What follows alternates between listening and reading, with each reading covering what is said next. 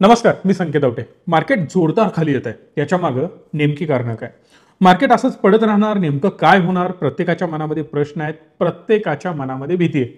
आता दोन कॅटेगरीचे लोक आहेत. एक जबरदस्त घाबरलेत आणि दुसरे काही टेन्शन नाही आहे त्यांना. आता मार्केटमध्ये हे जे काही चाललंय याचं ॲनालिसिस करावं लागेल.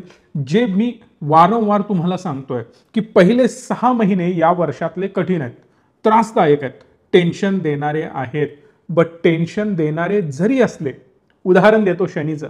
शनी जेव्हा कुंडली देतो ना, तेव्हा तो त्रासदायक तर असतो, पण जाताना खूप चांगल्या गोष्टी देऊन जातो. 7.5 वाईट तर असते, पण जाताना खूप काही चांगलं करून जाते. ही सेम गोष्ट आहे.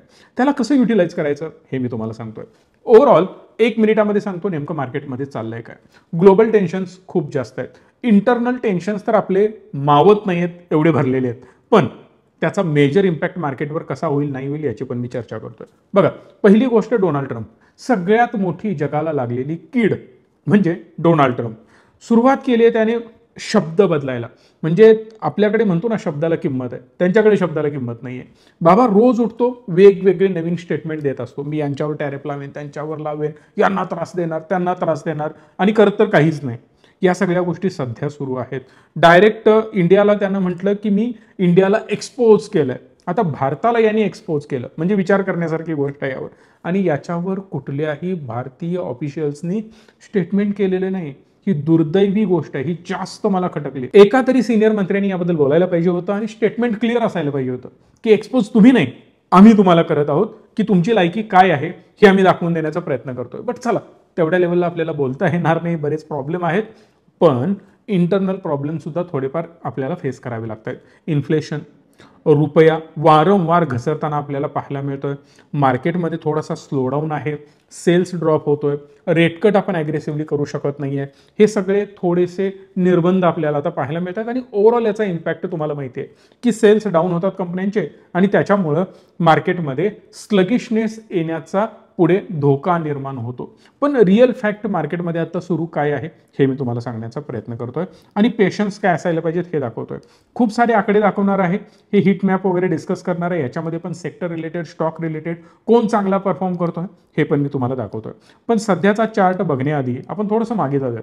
इमॅजिन करा तुमची इन्व्हेस्टमेंट इथं झाली आहे 2022च्या मध्यभागात.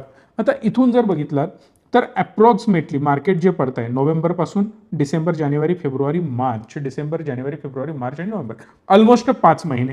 तिथून परत रिकवर व्हायला जुलै महिना आला. म्हणजे ऑलमोस्ट 10 महिने, 8 ते 10 महिने मार्केटनी 0 रिटर्न दिले. इथून पुढे रिटर्न मिळायला सुरुवात झालेली आहे. खूप दूरची गोष्ट नाही, आपण 2023ची गोष्ट बघतोय. पण त्यानंतर परत एक मोठा स्लगिशनेस आलेला होता इथं 2022च्या आधी थोडंसं, म्हणजेच 21चा एंड, सप्टेंबर महिना आपण पकडू शकतो. या सप्टेंबरपासून पुढचा सप्टेंबर संपूनही मार्केट थोडंसं पुढे 1 महिना, 1.5 महिना गेलेला आहे. आणि इथं जर तुम्ही बघितलात तर मार्केट कम्प्लिटली फ्लॅटिश आहे फॉर द 1 इयर. 1 वर्षांमध्ये आपण काहीही गेन कमवू शकलेलो नाही. ही क्लिअर फॅक्ट आपल्याला इथे दिसते. इथून नो डाऊट चांगले सुपर ट्रेंड आले, मार्केटने जबरदस्त रिटर्न दिले वगैरे वगैरे, सगळ्या गोष्टी ठीक आहे. पण प्रत्येक वेळी फक्त पॉझिटिव्ह साईड बघून उपयोग नाही. इथं सुद्धा सेम सप्टेंबर महिन्यापासून हा सप्टेंबर महिना, हा जर पॅच तुम्ही बघितला तर इथं सुद्धा मोठे काही रिटर्न मिळाले नाहीत. इव्हन तुम्ही याला पण 1-2% काही कन्सिडर करण्यात पॉईंट नाही, कारण परत मार्केट खाली गेलं होतं.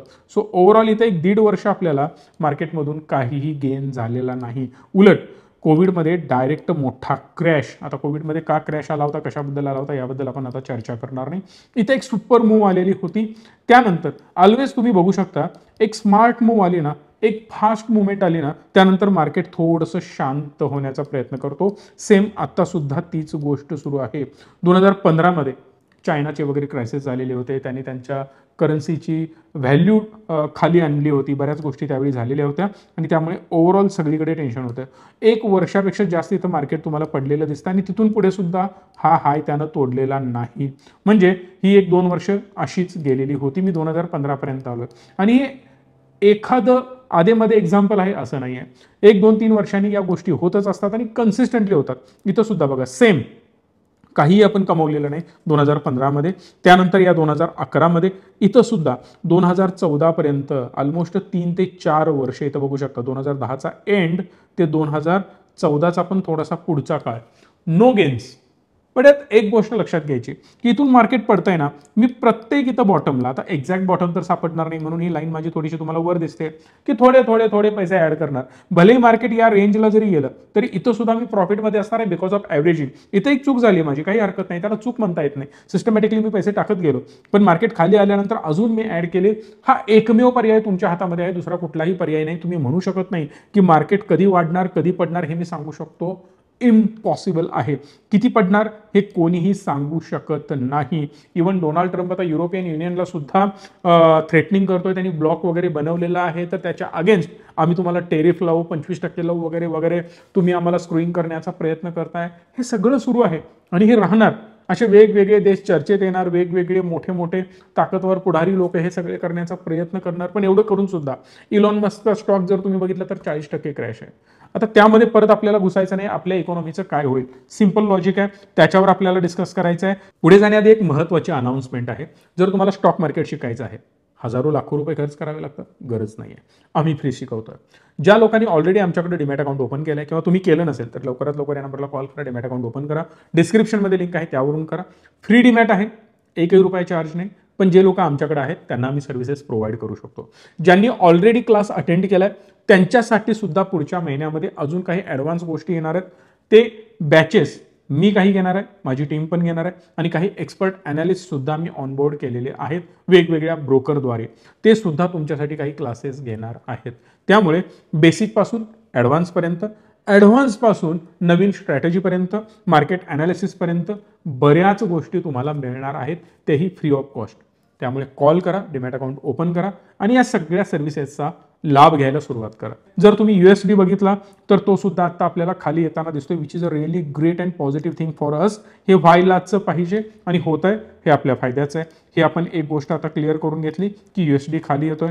त्याच्यानंतर आपला डॉलर टू रुपीजचं काय सुरू आहे हे थोडंसं कन्सर्न दाखवणारी गोष्ट आहे. 87.3 आत्ता करंट डेटा मी तुम्हाला दाखवतोय, तर तुम्ही बघू शकता. आणि इथून जे तुम्ही बघताय ना 5 दिवसाची, म्हणजे 5 दिवसामध्ये सुद्धा हा अप ट्रेंडमध्ये आहे. याला कंट्रोल करणं खूप गरजेचं आहे. 1 महिन्याचा चार्ट बघितला तरी सुद्धा ऑलमोस्ट आपण टॉपलाच आहोत. ही एक थोडीशी कन्सर्न दाखवणारी गोष्ट आहे.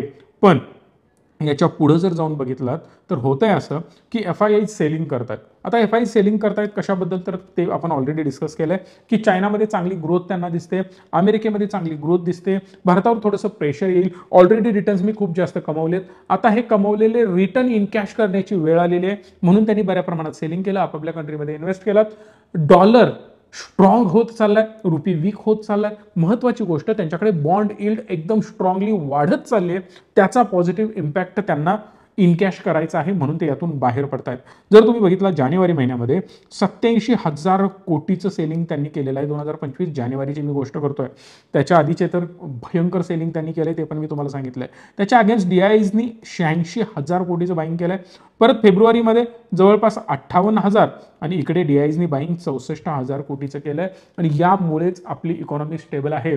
तुमच्यासारखे लोक म्युच्युअल फंडमध्ये येतात, स्टॉक मार्केटमध्ये येतात, इन्व्हेस्टमेंट करतात, म्हणून आपण आपल्या इकॉनॉमीला आतापर्यंत ॲटलिस्ट स्ट्रॉंगली होल्ड करू शकलोय. आणि हेच आपल्या मार्केटला स्टेबल राहण्यामागचं खरं गुपित आहे आणि यामुळे आपलं मार्केट स्टेबल आहे.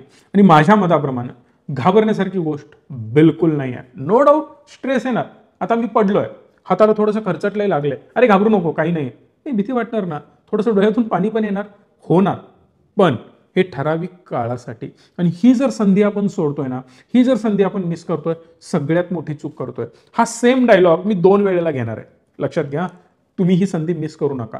हा एक काळ असेल आणि याच्या पुढचा एक क्रॅश असेल त्यावेळी. तिथून पुढे हा डायलॉग घेण्याची गरज पडणार नाही, कारण आत्ता जे मार्केटमध्ये पेनिट्रेशन आहे ना, तर खूप कमी लोक, म्हणजे ॲज कम्पेअर टू 10-15 वर्षापूर्वी आता बरीच लोक ऑलरेडी मार्केटमध्ये आलेत आणि हे आत्ताच्या सिच्युएशन बद्दल मी बोलतोय, बट याचा इम्पॅक्ट अजून चांगला पुढे होत जाणार आणि अजून खूप लोक मार्केटमध्ये येणार. सो पुढच्या वेळेपर्यंत म्हणजे 2-3 वर्षांमध्ये पुढचा जो क्रॅश असेल तोपर्यंत बऱ्या प्रमाणात मार्केटमध्ये लोक आलेली असणार आहेत, पण थोडीशी अजून गुंजाईश असू शकते त्यामध्ये अजून काही लोक ऍड करण्यासाठी. तोपर्यंतच आपण हे बोलू शकतो. सो दॅट ही संधी आपल्याला आणि ही संधी सोडायची नाही. तुम्हाला जी मदत लागेल आम्ही करायला तयार आहोत. या नंबरला कॉल करा, सविस्तर माहिती घ्या, गुंतवणूक करायला सुरुवात तुम्ही करू शकता. आता येऊयात आपण हिट मॅपवर. जर तुम्ही व्यवस्थित निरखून बघितलं, पहिल्यांदा इथं मी तुम्हाला दाखवतोय काही गोष्टी, तर नेमकं कोणत्या कोणत्या स्टॉकमध्ये एका दिवसामध्ये जर बघितलं तर तुम्हाला बऱ्या प्रमाणात हे सगळं लाल दिसतं, काही स्टॉकच ग्रीन दिसतात. या 5 दिवसांमध्ये मार्केट बऱ्या प्रमाणात ग्रीन होतं. बट एक महत्वाची गोष्ट, जर 1 महिन्याचा इतिहास बघितला तर ऑलमोस्ट सगळं तुम्हाला लाल भडक दिसतं. आता हिटमॅप काय सांगतो, लाल म्हणजे काय, हे खाली आलेले आहेत, ग्रीन म्हणजे काय, तो वर जातो, सिंपल लॉजिक आहे. पण याच्यामध्ये चांगला परफॉर्मन्स कुणी केला, तर श्रीराम फायनान्सनी चांगला परफॉर्मन्स केला गेल्या 1 महिन्यामध्ये सुद्धा. JSW होल्डिंगनी सुद्धा चांगला परफॉर्मन्स दाखवलेला आहे, 24% वर गेलेला आहे तो. HEG 18% वर. त्याचबरोबर टाटा स्टील 1 महिन्यामध्ये 15% वर. निफ्टीचे स्टॉक बऱ्या प्रमाणात होल्ड करण्याचा प्रयत्न करतायत, पण ओव्हरऑल मिड कॅप आणि स्मॉल कॅपवर अजून जास्त प्रेशर येत आहे. मी त्याच्यावर पण येतोय आणि त्या सगळ्या गोष्टी पण सांगणार आहे. BSE जर बघितलं तर 25% डाऊन आहे. एक गोष्ट सिम्पली लक्षात ठेवायची, BSE, NSE किंवा आता NSE लिस्टेड नाही आहे, लवकरच तो पण येणार आहे, बट सांगण्याचा मुद्दा एवढाच आहे की NSE, BSE किंवा मार्केट रिलेटेड स्टॉक, मग त्यामध्ये एंजल वन असेल, मोतीलाल ओसवाल असेल, प्रुडंट असेल किंवा इतर कुठलाही स्टॉक असेल जो मार्केट रिलेटेड ऍक्टिव्हिटीमध्ये इन्व्हॉल्ड आहे, असे स्टॉक जेव्हा मार्केट पडतं तेव्हा ते डाऊन येतात. आता एक सिंपल लॉजिक याच्या मागचं मी तुम्हाला सांगतो. जर समजा एक कंपनी 100 कोटी रुपयांवर 1 कोटी रुपये कमवत असेल, म्हणजे 1% त्यांचा अर्निंग आहे, समजा BSE 1% कमवतो, 100 कोटी रुपये टोटल त्यांच्याकडे येतात. एक हायपोथेटिकल एक्झाम्पल मी तुम्हाला देतोय. मार्केट पडलं, किती टक्के पडलं, तर मार्केट आलं खाली 20% किंवा आपण इमॅजिन करू 50%. 100 कोटीचा रिव्हेन्यू किंवा 100 कोटी रुपयांचे त्यांचे ॲसेट्स डायरेक्ट 50 कोटीवर येणार. म्हणजे सरळ तुमचा AUM 50 कोटी झाला. हा AUM 50 कोटी झाल्यामुळे तुम्ही कमवणार आहात 1% विच इज 50 लाख रुपये, जे आधी तुम्ही 1 कोटी कमवत होतात. इनडायरेक्टली मला एवढंच तुम्हाला सुचवायचं आहे की मार्केट जसं डाऊन येत तसा यांचा रिव्हेन्यू डाऊन येतो. रिव्हेन्यू डाऊन आला की ऑब्व्हियसली स्टॉकमध्ये सुद्धा प्रेशर येतं. त्यामुळे गुंतवणूक करताना स्मार्ट इन्व्हेस्टर काय करतो, तर या पडणाऱ्या मार्केटमध्ये स्ट्रॉंग स्टॉक्स कोणते आहेत, स्ट्रॉंग इंडायसेस कोणते आहेत, बाहेरचं मार्केट कसं चालू आहे, गोल्ड काय करतं, या सगळ्या गोष्टींचा अभ्यास करून त्यामध्ये थोडीशी इन्व्हेस्टमेंट करतो. आणि जेव्हा मार्केट बऱ्या प्रमाणात खाली आलंय, आता काही टेन्शन नाही आहे. BSE खराब आहे का, किंवा बरेच ब्रोकर्स खराब आहेत का, बिलकुल नाही. पण जेव्हा त्याचा बॉटम बनेल आणि मार्केट क्विक रिकव्हरी द्यायला चालू करेल, आता 100 कोटीवरून तो 50 कोटी AUM आलाय, पण ज्यावेळी मार्केट आहे तसं रिकव्हर करेल, त्यावेळेला 100 कोटीपेक्षा जास्त व्हॅल्यू त्याची बनणार. रिझन बिहाइंड दॅट, नवीन पैसा इन्फ्लो तर सुरूच आहे, जुन्या पैशाची व्हॅल्यू थोडीशी डाऊन झाली, परत जसा रिकव्हर करेल ते माझे 50 कोटीचे 100 कोटी होणारच आहेत, प्लस नवीन पैसा पण त्यात आलाय, म्हणजे कदाचित 120-130 कोटी वगैरे दिसतील. परिणामी स्टॉक जो 20% पडला होता तो वर गेल्यानंतर तुम्हाला 40-50% रिटर्न देणार. हे सिंपल आपल्याला समजून घेता आलं पाहिजे. किंवा जो स्टॉक 50% खाली आला तो डायरेक्ट 100% रिटर्न देणार, प्लस अजून जास्त अर्निंग वाढल्यामुळे अनेक 10-20-25% एक्स्ट्रा रिटर्न मिळणार असतात. ही सिंपल कन्सेप्ट लक्षात ठेवायची आहे. पण यामध्ये एक गोष्ट लक्षात घ्या, आता सध्या काय सुरू आहे थोडासा अंदाज घेऊयात. बँकिंग सेक्टरमध्ये जर तुम्ही बघितलात तर ICICI बँक थोडंसं चांगला परफॉर्म करताना दिसते. ओव्हरऑल आपण एकाच सेक्टरवर फोकस करूया. पहिला फिनान्सवर जर आपण बघितलं किंवा ICICI बँकवर जर नजर फिरवली तर तुम्हाला दिसेल की आज तो 1.85% वर आपल्याला पाहायला मिळतो. कुठल्याही प्रकारे बँक सेलिंगचं मी रिकमेंडेशन देत नाहीये, जस्ट एज्युकेशन पर्पजसाठीच या गोष्टी तुम्हाला मी दाखवतोय. फक्त एकदा तुमची नजर फिरवून ठेवा, जो कोणी या सेक्टरमध्ये किंग आहे, हायेस्ट ग्रोथ दाखवतोय, अशा सगळ्या स्टॉकवरला तुम्ही अनालाइज करायचं आहे. कारण बऱ्याच वेळेला मी तुम्हाला सांगतो, पडता सुरा हातात धरायचा नसतो. जर तो पकडायला गेला तुमचाच हात कट होणार आहे. हे सिंपल लक्षात घ्या. यामध्ये काहीही रॉकेट सायन्स नाही आहे.